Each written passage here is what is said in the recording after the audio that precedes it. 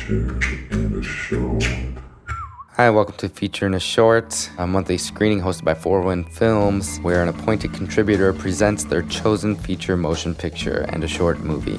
There's only one condition for the screening selection. The presenter must have directly been involved with one picture, but not the other. My name is Justin Joseph Hall, owner of Fourwind Films. This week's guest is Michael Fequiere. He brought along two great films. One he made in 2017 called Kojo, about a young kid from New York City who plays jazz drums. He has traveled to many countries with this film, including the Toronto International Film Festival. After the first film, we stopped to discuss, and the audience had quite a few questions and reactions for Michael. This is a short documentary that I did. It's basically about a 12-year-old jazz prodigy. I've known him for like 9 years, and we just had a really good opportunity to film this. So this is an interview with him and then kind of following him through his day and his performance and stuff. So I work with Justin at Fourwind Films. I actually had the good fortune of seeing this prior at the landmark Sunshine. I just wanted to commend you because the second time showing it was just as good, so bravo. Thanks, man. Yeah, I'm Adam. I don't know much about film, but I appreciate them. I was wondering how you met that kid. I met him like about 9 years ago. So his older sister and I went to college together, and so we were cool.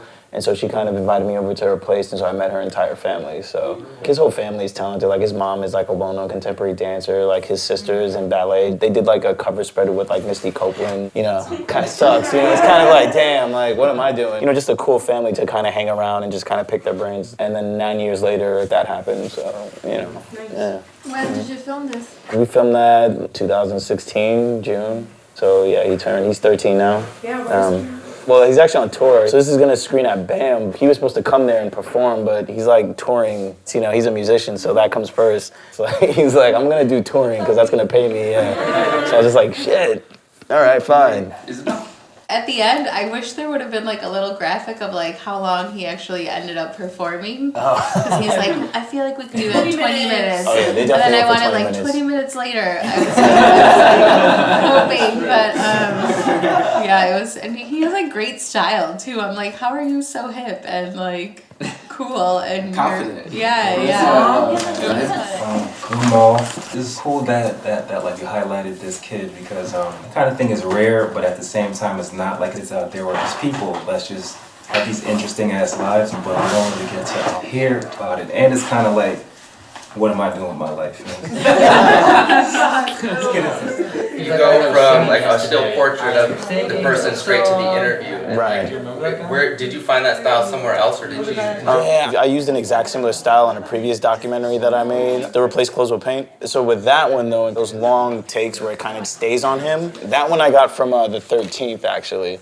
Because I remember watching it and I was like, the editor did a cool job where it would just like hang on the faces for a little bit and then cutting to like the next scene or whatever. I was like, oh, that's pretty cool. I don't know what it is about your editing style, but it just like pushes you forward. Yeah, no, and that's kind of like two storylines. It's like one is following him and then, you know, your classic interview style kind of thing. So it's like, as he's telling you, like you're also forced to this point. Like frontline, they'll go to an expert or whatever. Exactly, yeah. Especially I appreciated the graphic. Kudos to my brother. Those portraits. Yeah, Michael's brother worked on the graphics and.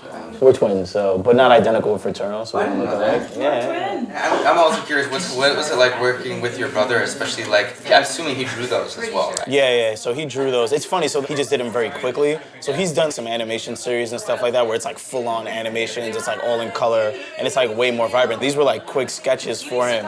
But yeah, I mean, it's one of those things where I just isolated the clips, and I was like, oh, these would work as animations. So I just like hit him up. I was like, dude, can you just animate these?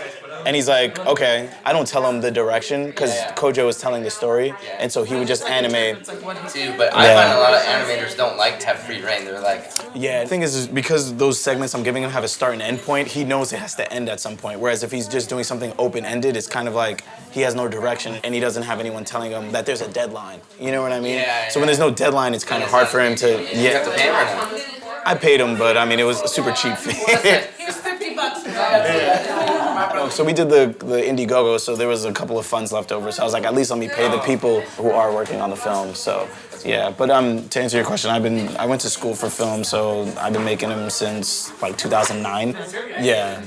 I work for A Great Big Story. So I'm a producer for them. So basically, we just travel around the world, just like producing all these short form documentaries that go on their social platforms. We had a big shoot coming up, and so we rented all this equipment, and so we rented it 2 weeks early because when you rent from Adorama, they give you like the special deals or whatever. So we had an extra whole week of the cameras just sitting there. We rented a bunch of Reds and everything, and I was just like, wait a second. So these are just gonna sit here in this office over the weekend, not being used. So I was just like, no, fuck that. I took it with me and I just filmed. I just went up to him. The interview I shot in a day, and then we ended up getting another guy who owns a Red, and then he just lent it to me for like $300, and I just shot the rest of it. So there's literally like an on-camera light that I literally mounted somewhere else. Everything else is pretty much natural. They had really big windows, so that kind of like helped with the lighting. The only light I had was just like an on-camera light that I kind of mounted to the side. Michael's second film was a 2008 documentary.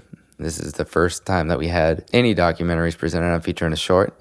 Michael paired his documentary with Dear Zachary, A Letter to a Son About His Father, which is one of the films that got me interested in documentaries when I learned what documentary storytelling could be, and that it could have stories just as good or even more unbelievable than narrative film. Like Justin said, the name of this film is called Dear Zachary, A Letter from a Father to His Son. It's a really powerful film, and again, like he said, it's a film that you can totally recommend to anyone who is not into documentaries, who's never seen a documentary. It's very, very powerful. Might need your tissue box, During this film, we didn't provide any food due to the intense nature of the film because it takes place in Canada and the US. We had homemade shortbread cookies and provided American whiskey and Canadian beer for everyone to drown their tears. After people discussed the film,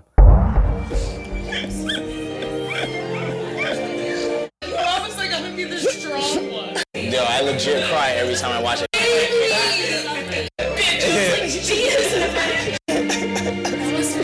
My sweater is soaked. Couldn't imagine it going there. You know what I mean? Like, you're like, Oh my god. thank you for listening to Feature in a Short. If you would like to see more of Michael Fekiere's work, check out his Vimeo page. Please leave us a review on wherever you get your podcast or a comment on our website. Our social media is at Fourwind Films. That is at FOURWINDFILMS. Thank you for listening to Feature in a Short, where filmmakers present, watch, and discuss films.